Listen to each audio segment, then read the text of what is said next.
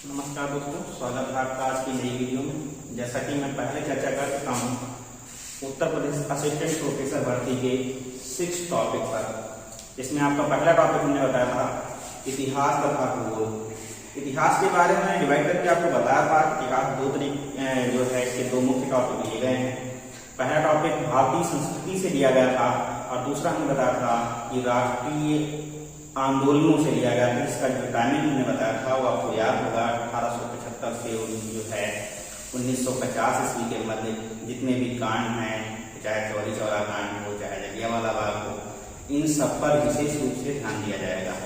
तो आज फिलहाल हम भारतीय संस्कृति से पहला टॉपिक स्टार्ट कर रहे हैं। ये मोस्ट इम्पॉर्टेंट टॉपिक है वैदिक काल। जैसा कि पहले से ये टॉपिक अन्य जो है सिलेबसों में भी आता रहता है और कला के छात्रों के लिए तो खासतौर पर वैदिक काल पढ़ाया जाता है। मैं एक बार सिंपल तौर पर समझा रहा हूँ कि वैदिक काल सामान्य तौर पर अगर माना जा रहा है विभिन्न विद्वानों के मतानुसार, तो जो आपका जो है इस समय 1500 से 1000 ईसा पूर्व और 1000 से 600 ईसा पूर्व, अर्थात हम पूरे संपूर्ण वैदिक काल को कहेंगे तो 1500 से आपका जो समय जाएगा और 600 ईसा पूर्व का जाएगा। और अगर डिवाइड करके हम पूर्व वैदिक काल अर्थात जो है ऋग वैदिक काल तथा उत्तर वैदिक काल में अगर हम इसको डिवाइड करते हैं तो पूर्व वैदिक काल या ऋग वैदिक काल का समय 1000 से 1500 जो है 1500 से 1000 ईसा पूर्व के मध्य रहेगा, और जबकि जो है उत्तर वैदिक काल का समय 1000 से 600 ईसा पूर्व का रहेगा। ठीक है। अगर हम बात करते हैं कि इसके प्रथम साक्ष्य कहाँ पर मिले हुए हैं, तो इसमें भी मैं बताया जा रहा हूँ आपको कि प्रथम साक्ष्य जो हमारे हैं ये हमारा एशिया माइनर का क्षेत्र पड़ता था, जहां पर पहली बार एक अभिलेख प्राप्त हुआ जिसको हम बोगस कोई अभिलेख के नाम से जानते हैं। बोगस कोई अभिलेख, जी हाँ, इसी अभिलेख से पहली बार वैदिक काल के बारे में या वैदिक स्रोतों के बारे में पहली बार हमको जानकारी मिली। अगर हम बात करते हैं सामान्य नामवल जानकारी के तहत, तो मैक्स मूलर का मत सर्वाधिक या सर्वप्रथम या सर्वमान्य कह सकते हैं कि ये मत इनका जो है सर्वमान्य मत है। इसी पर जो है सबसे ज्यादा चर्चा की गई है। ऋग वैदिक काल की अगर हम बात करते हैं तो इस काल में जो मुख्यतः हम लोग आर्य लोग जो हैं वो मध्य एशिया से भारत में प्रवेश किए थे। और वैदिक काल का अगर फैलाव हम बात करते हैं तो आपको पता होगा अच्छे से कि जो है अफगानिस्तान से लेकर के गंगा घाटी तक है, गंगा नदी घाटी के तक जो है इसका विस्तार रहा है। इस बीच में कई सारी आपकी नदियां हैं, जो नदियां प्राचीन में कुछ और थी और आज आधुनिक में कुछ और है। जैसे परसुनी जो है, ठीक है, नदी आपकी प्राचीन समय में थी, ठीक है, और झेलम, चिनाव, सतलज, ये सारी नदियां कहीं न कहीं पर उसमें प्राचीनतम नाम इनके कुछ और थे और आज आधुनिक समय में इनके कुछ नाम और हैं। इन विषय पर भी चर्चा हम करेंगे। ठीक है।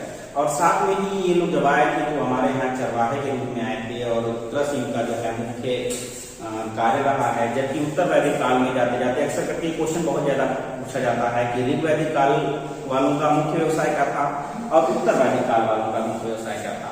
अगर हम ऋग वैदिक वालों की बात करते हैं तो इनका मुख्य व्यवसाय आपका जो था वो पशुपालन था, जबकि उत्तर वैदिक काल में इनका मुख्य व्यवसाय पशुपालन से हट करके अब मुख्यतः कृषि हो गया था। ठीक। और इनका जो मालकी पशु था मुख्यतः वो घोड़ा जो व्यापार के काम में आता था और पेय रस, सोम रस था। ठीक है। इसी पर चर्चा करते हुए विभिन्न मतों के अनुसार हम वैदिक काल को डीप समझेंगे, क्योंकि ये आपका मोस्ट इंपॉर्टेंट टॉपिक है। यहाँ से हर पहलू को लिया जा सकता है, कहीं पर भी किसी भी पहलू पर विधिवत चर्चा करा सकते हैं, इसलिए मैं बहुत डीप इसको बताने की कोशिश करूंगा। ठीक है। फिलहाल कोशिश है कि इसमें आपके कोई भी तथ्य न छूटने पाए। ऋग वैदिक काल, देखिए ऊपर से लिखा हुआ साफ साफ ऋग वैदिक काल या पूर्व वैदिक काल। पहला क्वेश्चन भी बना देते हैं कि पूर्व वैदिक काल को और किस नाम से जाना जाता है, क्योंकि आपको पता है कि ऋग वैदिक काल में केवल ऋग्वेद की ही रचना हुई थी। इसके विपरीत जबकि आपको बताया है हमने अभी कि दूसरा जो हमारा इसका पार्ट है 1000 से 600 ईसा पूर्व के मध्य का पार्ट, उसको हम उत्तर वैदिक काल कहते हैं। अगर इसके बारे में हम चर्चा कर रहे हैं, देख रहे हैं, तो आपको पता होगा कि इस समय शेष 3 वेद कौन कौन से हैं, तो सामवेद, यजुर्वेद, अथर्ववेद, शेष 3 वेदों की रचना हुई है। शेष 3 वेदों की रचना हुई है। इसमें से सामवेद आपका गद्यात्मक या लिरिकल वेद या संगीत का जनक कहा जाता है। ये आपका मोस्ट इंपॉर्टेंट है। ठीक है। छोटी से छोटी परीक्षाओं को लेकर के और बड़ी से बड़ी परीक्षाओं तक ये क्वेश्चन पूछ लिया जाता है। ठीक। उसी के साथ उत्तर वैदिक काल में अगर हम बात करते हैं तो शेष 18 पुराणों की रचना हुई थी। 108 उपनिषदों की रचना हुई थी, ठीक है, और कुछ हरण और ये जो चीजें हैं, और साथ में वेदों को समझने के लिए वेदांगों की रचना, इसमें 6 वेदांग आते हैं, ज्योतिष, कल्प, दुख, शिक्षा, छंद, व्याकरण। इन वेदांगों की रचना भी इसी उत्तर वैदिक काल में हुई थी। तो ध्यान रखना, इसलिए उसको हम तो नहीं डिवाइड कर सकते हैं, लेकिन ऋग्वेद में चूंकि अकेले वेद की रचना हुई है, इसमें इसको हम ऋग्वैदिक काल या पूर्व वैदिक काल के नाम से जानते हैं। ठीक है, स्पष्ट हो गया कि इसको हम ऋग्वैदिक काल क्यों कह लेते हैं, जबकि उसको हम उत्तर वैदिक काल या खासतौर पर किसी प्रॉपर वेद के नाम से क्यों नहीं जानते हैं। ठीक है, सबसे प्राचीन जैसे हमने बताया आपका 18 पुराण है, तो वहां पर सबसे प्राचीन पुराण मत्स्य पुराण हमारा सातवाहन काल की रचना मानी जाती है। वायु पुराण हमारा गुप्त काल का है, ठीक है, जो है पुराण वो हमारा मौर्य काल का है। तो इस तरीके से विभिन्न पुराणों की रचना, उन पर चर्चा तो करेंगे, लेकिन हम आपको है शुरुआत से टॉपिक अपना बता रहे हैं कि यहाँ से आपको लेकर के चलना है। यहाँ बात करते हैं ऋग्वैदिक काल की या पूर्व वैदिक काल की। ध्यान रखना, सबसे पहले यही से स्टार्ट करते हैं इंद्र। तो यहाँ पर इंद्र है, इंद्र को ऋग्वैदिक काल में पुरंदर, ठीक है, पुरंदर कहा जाता था, पुरंदर कहा जाता था, ठीक, पुरंदर कहा जाता था। ध्यान रखना, पुरंदर का जो अर्थ होता है प्रॉपर, पुरंदर का अर्थ होता है, ध्यान रखना, किलों को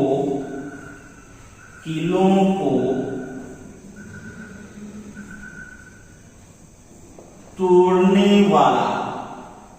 पुरंदर का जो अर्थ होता है किलों को तोड़ने वाला। एक चीज और बता दें कि जो है ऋग्वैदिक काल में ही अग्नि को मनुष्य तथा देवताओं के मध्य, ठीक है, आवागमन या मध्यस्थता का कार्य करने के लिए जाना जाता है। एक मोस्ट इंपॉर्टेंट क्वेश्चन आपका बन जाता है, ध्यान रखना, अग्नि को मनुष्य तथा देवताओं के मध्यस्थता का कार्य करने के लिए जाना जाता था। ये भी एक जो है जो है अग्नि देव के बारे में जानना अनिवार्य रहेगा। इसके साथ ही बात बता दें काल निर्धारण की। जैसा कि मैंने बताया कि सर्वमान्य मत आपका मैक्स मूलर का है, तो पहला आपको दिख रहा है, जैसा कि मैक्स मूलर ने इसका जो समय माना है 1200 से 1000 ईसा पूर्व माना है, जबकि जैकोबी ने तृतीय सहस्त्र अर्थात 3000 वर्ष पूर्व इसका समय माना है, और पंडित बाल गंगाधर तिलक ने इसका समय मात्र 600 ईसा पूर्व माना है। जबकि विंटरनिट्ज ने इसका जो समय माना है वैदिक साहित्य का, वो 2500 से 2000 ईसा पूर्व माना है। ठीक है, इन समस्त मतों को अर्थात मैक्स मूलर, जैकोबी, पंडित बाल गंगाधर, विंटरनिट्ज के इन सभी के मतों को मानते हुए आप लिखा दिया देखो यहाँ पर, इन सभी के मतों को विचार विमर्श के बाद जो है ऋग्वैदिक काल का समय 1500 से 1000 ईसा पूर्व माना गया है। ठीक है, 1500 से 1000 ईसा पूर्व माना गया है। अगर हम बात करते हैं कि इनके निवास स्थान की, जैसे कि मैंने अभी बताया था कि सबसे सर्वमान्य मत आपका जो है मैक्स मूलर का है कि मध्य एशिया से आए हुए हैं। सामान्य न्यूसेंट वगैरह मत में एशिया से आए हुए मैक्स मूलर का ही मत केवल दिया रहता है, लेकिन अन्य ऐतिहासिक बुकों में भी हम उठा करके चर्चा कर रहे हैं। तो सबसे पहले इसको हम देख रहे हैं विद्वान की आर्यों का मूल निवास स्थान भारत में किन किन विद्वानों ने माना है। ठीक है, आर्यों का मूल निवास स्थान भारत में किन किन विद्वानों ने माना है, तो पंडित गंगाधर झा ने इसको ब्रह्मऋषि देश माना है, ब्रह्मऋषि देश माना। ये क्वेश्चन आ जाता है, ध्यान रखना, पंडित गंगानाथ झा का जो आपका क्वेश्चन आ जाता है, ध्यान रखना इसको। एडिकल ने इसका जो क्षेत्र माना है वो कश्मीर तथा हिमालय क्षेत्र माना है, और पंडित बाल गंगाधर तिलक ने उत्तरी ध्रुव माना है। ठीक है, ये तो हमारे मुख्य क्या हो गए भारत में मानने वाले, जो एशिया में मानने वाले प्रमुख विद्वानों में। अभी हमने आपको बताया कि मैक्स मूलर, फिर से एक बार रिपीट कर रहे हैं, ये कई बार क्वेश्चन उन्हें पूछ लिया जाता है, सर्वमान्य मत किसका है, तो मैक्स मूलर महोदय ने इसका जो माना है वो मध्य एशिया माना है, मध्य एशिया माना है। जबकि रोड्स के द्वारा इसको बैक्टीरिया, ठीक है, जो है रोड्स के द्वारा जो आर्यों का प्रदेश माना गया वो बैक्टीरिया प्रदेश से माना गया है, ध्यान रखना है भी। ठीक, एडवर्ड मेयर के अनुसार पामीर का पठार माना गया है, एडवर्ड मेयर के अनुसार, ठीक है, जो पामीर का पठार माना गया है। इनका समर्थन अर्थात एडवर्ड मेयर का समर्थन जो किया है ओल्डनबर्ग तथा कीच दोनों ने किया है।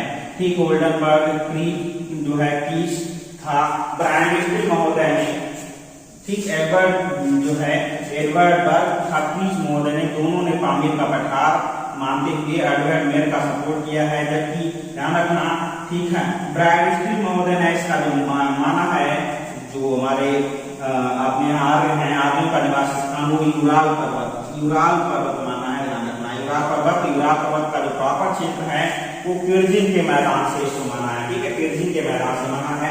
जबकि यूरोप में मानने वाले कुछ विद्वानों में जर्मनी में आर्यों का जो निवास स्थान माना गया है, वो जो जर्मनी में निवास स्थान आर्यों का माना गया है, पेनका था हर्ट आदि प्रमुख विद्वानों ने इसका माना है, ठीक है।